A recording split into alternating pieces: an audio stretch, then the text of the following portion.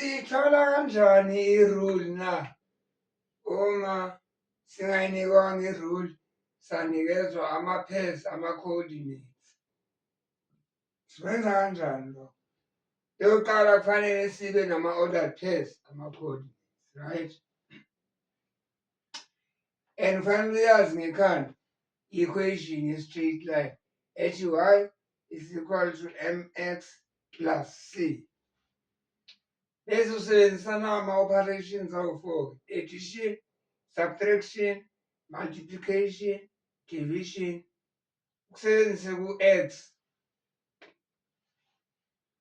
ukuthi uzothola u-y nano-c. Mawuqeda lapho bese uthola u-m.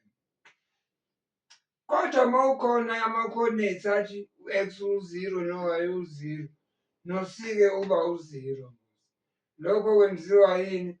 Ukuthi uma ngifaka u-0 ku-y, ngifaka u-0 ku-x, kuba u-0 is equal to 0 plus c, u-c abe equal to 0.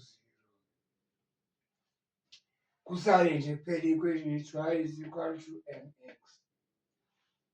Ake sibone nayo i-example. Yabona u-x u-0 la u-y u-0. Kusho ukuthi-ke nakule equation ekuthiwa siyifune akekho u-c, u-0. Bese senzisa nanka ama-coordinates u-1 into 8. Aphinde apronounce kanjena. Ungathi 1 into 8 noma ungathi 1 map 8. Siqala ngo-x njalo. Asenze lapha ukuthi sithole u-m-ke ngokuthi u-0. Sifake u-8 la kuno-y khona, sifake u-1 la kuno-m khona. Thola ukuthi m is equal to 8.